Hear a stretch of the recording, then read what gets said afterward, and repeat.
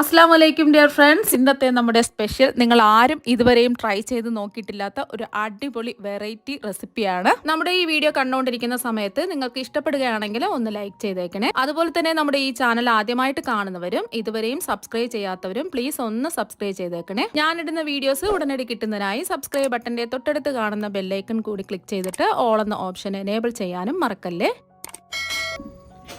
അപ്പോൾ ആദ്യം തന്നെ ഇതിനായിട്ട് ഒരു ബൗളിലേക്ക് ഒരു 6 കോഴിമുട്ട പൊട്ടിച്ചത് ഒഴിച്ചു കൊടുക്കാം.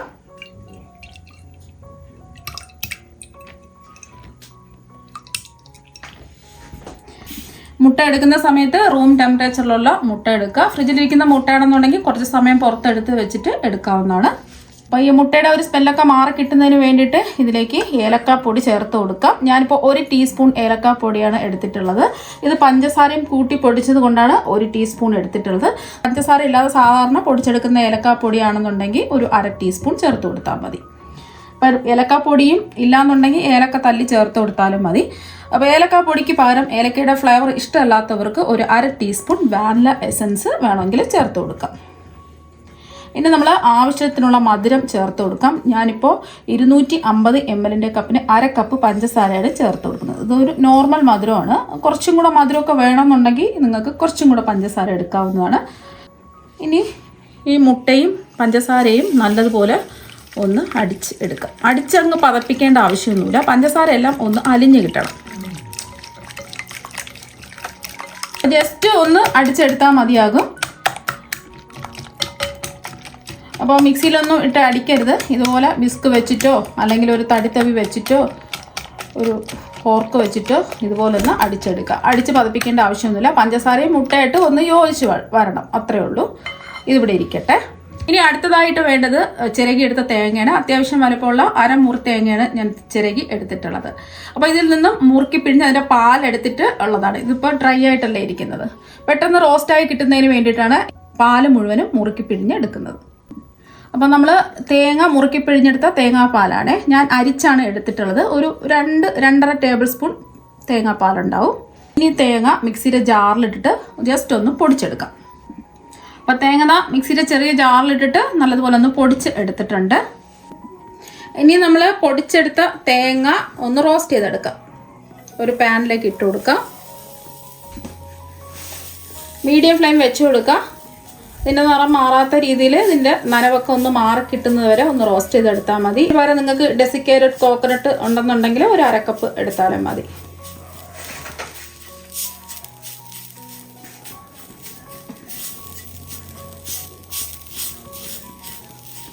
നനവൊക്കെ ഒന്ന് മാറി കിട്ടിയാൽ മാത്രം മതി.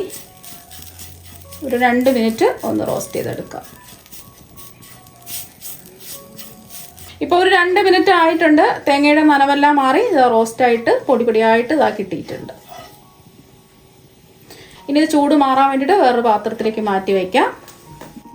ഇനി നമുക്ക് കുറച്ച് പാലൊന്ന് തിളപ്പിച്ച് വറ്റിച്ചെടുക്കണം. അതിന് വേണ്ടിയിട്ട് ഒരു പാത്രം ചൂടാക്കാൻ വെച്ചിട്ടുണ്ട്. പാല് പെട്ടെന്ന് അടി പിടിക്കാതിരിക്കാൻ വേണ്ടിയിട്ട് ഒന്ന് ചൂടാതിന് ശേഷം ഇതിലേക്ക് 1 ടേബിൾ സ്പൂൺ വെള്ളം ഒഴിച്ചു. ഇനി ഇതിലേക്ക് പാലൊഴിച്ച് കൊടുക്കാം. ഇതിലേക്ക് 1/2 ലിറ്റർ പാലാണ് എടുത്തിട്ടുള്ളത്. 2.5 കപ്പ് പാല്. 250 ml കപ്പിന് 2.5 കപ്പ് പാലാണ് എടുത്തിട്ടുള്ളത്. അപ്പോൾ പാലെടുക്കുമ്പോൾ നല്ല കട്ടിയുള്ള പാല് നോക്കി എടുക്കാം. എന്നിട്ട് മീഡിയം ഫ്ലെയിമിലിട്ടിട്ട് നല്ലതുപോലെ ഒന്ന് തിളപ്പിച്ച് വറ്റിച്ചെടുക്കുക. നമ്മൾ 2.5 കപ്പ് പാലല്ലേ ഒഴിച്ചു കൊടുത്തിട്ടുള്ളത്. 1.5 കപ്പ് പാലാക്കി എടുക്കണം. അതുവരെയും ഇതുപോലെ ഒന്ന് ഇളക്കി കൊടുക്കാം.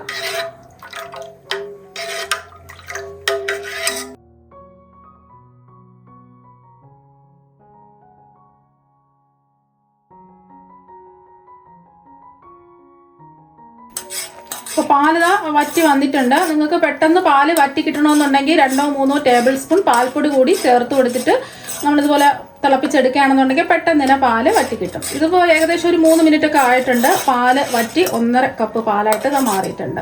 ഇപ്പോൾ ഇത് നല്ല ചൂടാണ്. ഇതിൻ്റെ ചൂട് മാറാൻ വേണ്ടിയിട്ട് മാറ്റി വയ്ക്കാം. ഇപ്പം നമ്മൾ ആദ്യം മുട്ട അടിച്ച് വെച്ചില്ലേ, ഇതിലേക്ക് ചൂട് മാറിയ പാല് ഒഴിച്ചു കൊടുക്കാം. അപ്പോൾ നമ്മൾ തിളപ്പിച്ച് വറ്റിച്ചെടുത്തപ്പോൾ ഇതാ കണ്ടല്ലേ 1.5 കപ്പ് പാല് കിട്ടിയിട്ടുണ്ട്. ഒന്ന് മിക്സ് ചെയ്ത് കൊടുക്കാം. ജസ്റ്റ് ഒന്ന് മിക്സ് ചെയ്ത് കൊടുത്താൽ മതി. അടിച്ച് പതപ്പിക്കേണ്ട ആവശ്യമൊന്നുമില്ല. ഇതിലേക്ക് ചേർത്ത് കൊടുക്കുന്നത് നമ്മൾ തേങ്ങ ചിരുവിതിൽ നിന്ന് പിഴിഞ്ഞെടുത്തിട്ടുള്ള തേങ്ങാപ്പാലാണ്. ഒരു 2-2.5 ടേബിൾ സ്പൂൺ തേങ്ങാപ്പാലുണ്ട്. അതങ്ങോട്ട് ചേർത്ത് ഒന്ന് മിക്സ് ചെയ്യാം. നല്ല കട്ടിയുള്ള തേങ്ങാപ്പാലല്ലേ. ഇനി കാണാൻ ഒരു ഭംഗിക്ക് വേണ്ടിയിട്ട് 2 ഡ്രോപ്പ് ഓറഞ്ച് ഫുഡ് കളർ ചേർത്ത് കൊടുക്കാം. ഒരുപാടൊന്നും വേണ്ട, ഒരു 2 ഡ്രോപ്പ് ചേർത്ത് കൊടുത്തു. അപ്പോൾ ഇതിന് പകരം നിങ്ങൾക്ക് മഞ്ഞൾപ്പൊടി വേണമെന്നുണ്ടെങ്കിൽ ഒരു 2 നുള്ളി ചേർത്ത് കൊടുത്താൽ മതി. മഞ്ഞൾപ്പൊടിയുടെ ആ ഒരു ടേസ്റ്റ് ചുവയൊന്നും ഉണ്ടാവില്ല. ഒന്ന് മിക്സ് ചെയ്യാം. ഇപ്പോൾ ഇതാ ഒന്ന് മിക്സ് ചെയ്ത് എടുത്തിട്ടുണ്ട്. അപ്പോൾ നിങ്ങൾക്ക് ഇഷ്ടമുള്ള കളർ ചേർക്കാവുന്നതാണ്. കളർ വേണ്ടാന്നുണ്ടെങ്കിൽ മഞ്ഞൾപ്പൊടി മാത്രം 2 നുള്ളി ചേർത്ത് കൊടുത്താൽ മതി. ഇനി ചൂടായി കിടക്കുന്ന ഒരു പാനിലേക്ക് 1 ടേബിൾ സ്പൂൺ നെയ്യ് ഒഴിച്ചു കൊടുക്കാം. നെയ്യൊന്ന് ചൂടാവട്ടെ. ഇനി ചൂടായി കിടക്കുന്ന നെയ്യിലേക്ക് 1 ടേബിൾ സ്പൂൺ കശുവണ്ടി ചേർത്ത് കൊടുക്കാം. ഇനി ഇതിലേക്ക് ഒരു 5 ബദാം ചെറുതായിട്ടൊന്ന് കട്ട് ചെയ്തതും കൂടി ചേർത്ത് കൊടുക്കാം. ഉണ്ടെങ്കിൽ ബദാം ചേർത്ത് കൊടുക്കുക, അല്ലാന്നുണ്ടെങ്കിൽ കശുവണ്ടി മാത്രം ചേർത്ത് കൊടുത്താലും മതി. ഇതൊന്ന് റോസ്റ്റ് ചെയ്തെടുക്കാം. മീഡിയം ഫ്ലെയിം വെച്ച് കൊടുക്കുക.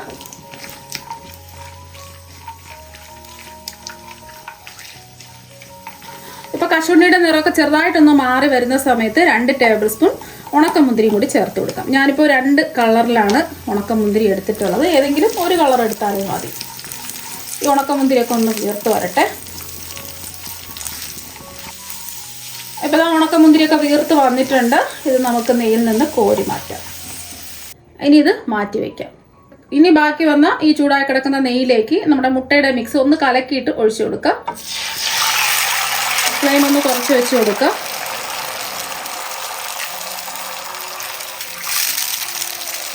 ഉടൻ തന്നെ നമുക്ക് ഇളക്കി കൊടുക്കുകയും വേണം. ഈ സൈഡിലൊക്കെ പറ്റി പിടിച്ചിരിക്കുന്നത് ഇതുപോലെ ഒന്ന് ഇളക്കിയിട്ട് കൊടുക്കാം. ഇനി മീഡിയം ഫ്ലെയിം വെച്ച് കൊടുക്കാം. അപ്പോൾ കണ്ടില്ലേ, പെട്ടെന്ന് തന്നെ അത് വറ്റി കിട്ടിയിട്ടുണ്ട്. ഈ ഒരു സമയം മുട്ടയുടെ സ്മെല്ലൊക്കെ ഉണ്ടെന്നുണ്ടെങ്കിൽ കുറച്ച് ഏലക്കപ്പൊടിയോ അല്ലെങ്കിൽ വാനില എസൻസോ ചേർത്ത് കൊടുക്കുക. എനിക്കിപ്പോൾ മുട്ടയുടെ സ്മെല്ലൊന്നും ഇല്ല, അത് വാനില എസൻസോ ഏലക്കപ്പൊടിയോ ഒന്നും ചേർത്ത് കൊടുക്കുന്നില്ല. ഇനി ഇതിലേക്ക് ഒട്ടിപ്പിടിക്കാതിരിക്കാൻ വേണ്ടിയിട്ടും അടി പിടിക്കാതിരിക്കാൻ വേണ്ടിയിട്ട് കുറച്ച് നെയ്യ് ചേർത്ത് കൊടുക്കുക. 1 ടീസ്പൂൺ നെയ്യ് ചേർത്ത് കൊടുക്കുക. വേണമെന്നുണ്ടെങ്കിൽ നെയ്യിൻ്റെ ടേസ്റ്റ് ഇഷ്ടമാണെന്നുണ്ടെങ്കിൽ 2 ടീസ്പൂൺ വരെ നെയ്യ് ചേർത്ത് കൊടുക്കാവുന്നതാണ്. അപ്പോൾ സ്മൂത്തായിട്ട് നല്ലോണം അടിയിലൊന്നും പിടിക്കാതെ കറക്റ്റായിട്ട് കിട്ടും. അപ്പോൾ അതെല്ലാം വെള്ളമൊക്കെ വറ്റി റെഡിയായി കിട്ടിയിട്ടുണ്ട്. ഡ്രൈ ആവുന്ന സമയത്ത് നമ്മൾ ചൂട് മാറാൻ വേണ്ടിയിട്ട് വെച്ചിരുന്ന തേങ്ങയില്ലേ, നമ്മൾ റോസ്റ്റ് ചെയ്തെടുത്ത തേങ്ങ മുഴുവനും ചേർത്ത് കൊടുക്കുക. ഒന്ന് ഇളക്കി യോജിപ്പിച്ചെടുക്കാം.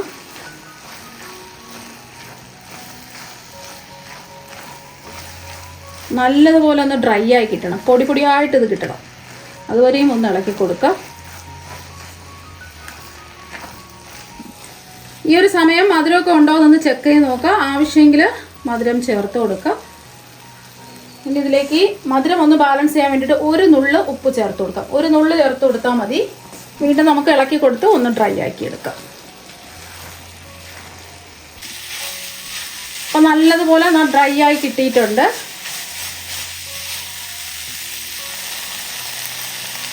നല്ലോണം വെള്ളം നനവൊന്നുമില്ല, നല്ലോണം ഡ്രൈ ആയി കിട്ടണം. അതുപോലെ നമുക്കിതുപോലെ ഒന്ന് ഇളക്കി കൊടുക്കേണ്ടി വരും. നമ്മൾ റോസ്റ്റ് ചെയ്ത് വെച്ചിരിക്കുന്ന കശുവണ്ടി, ഉണക്കമുന്തിരി, ബദാമും ചേർത്ത് കൊടുക്കാം. എല്ലാം കൂടിയിട്ട് ഒന്ന് ഇളക്കി കൊടുക്കാം. നല്ലൊരു മണമാണ്. നമ്മളിത് മുട്ടയിലാണ് ചെയ്തെടുക്കുന്നതെന്ന് കഴിക്കുമ്പോൾ തോന്നേയില്ല, അത്രയ്ക്ക് അടിപൊളി ടേസ്റ്റാണ്. മുട്ടയൊക്കെ കഴിക്കാത്ത കൊച്ചുകുട്ടികളൊക്കെ ഉണ്ടാവുമല്ലോ, അപ്പോൾ ഇതുപോലെയൊക്കെ ചെയ്ത് കൊടുത്ത് നോക്കാം. ഇത് മുട്ട വെച്ചിട്ടാണ് റെഡിയാക്കി എടുക്കുന്നത് ആര് കഴിച്ചാലും പറയില്ല, അത്രയ്ക്ക് അടിപൊളി ടേസ്റ്റാണ്. നമ്മളിതിൽ ഏലക്കപ്പൊടിയൊക്കെ ചേർത്ത് കൊടുത്തിട്ടുണ്ടല്ലോ, അപ്പോൾ ആ മുട്ടയുടെ ഒരു സ്മെല്ലും കാര്യങ്ങളൊന്നും ഉണ്ടാവില്ല. ഇപ്പോൾ അതെല്ലാം ഒന്ന് ഇളക്കി കൊടുത്തതിന് ശേഷം നമുക്ക് ഫ്ലെയിം ഓഫ് ആക്കാം. ഇപ്പം നല്ല ചൂടല്ലേ, ഇതിൻ്റെ ചൂട് ചെറുതായിട്ടൊന്ന് മാറിയിട്ട് ഒരു പാത്രത്തിലേക്ക് മാറ്റാം.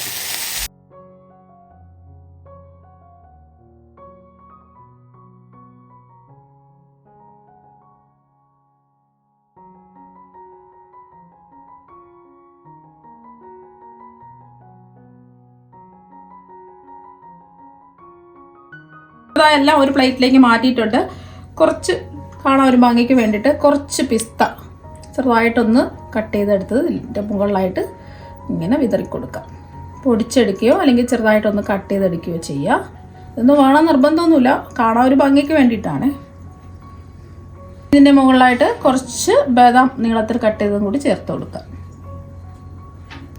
അപ്പോൾ നല്ല അടിപൊളി ടേസ്റ്റാണ് കഴിക്കാൻ വേണ്ടിയിട്ട്. അപ്പോൾ എന്തായാലും ഒരു പ്രാവശ്യം ഇതുപോലെ മുട്ടയും പാലും വെച്ചിട്ട് ഇതുപോലെ ഒരു സ്വീറ്റ് തയ്യാറാക്കി നോക്കുക. തീർച്ചയായും നിങ്ങൾക്ക് എല്ലാവർക്കും ഒരുപാട് ഇഷ്ടമാകും. അപ്പോൾ നമുക്ക് മറ്റൊരു വെറൈറ്റി വീഡിയോ ആയിട്ട് വീണ്ടും കാണാം. താങ്ക്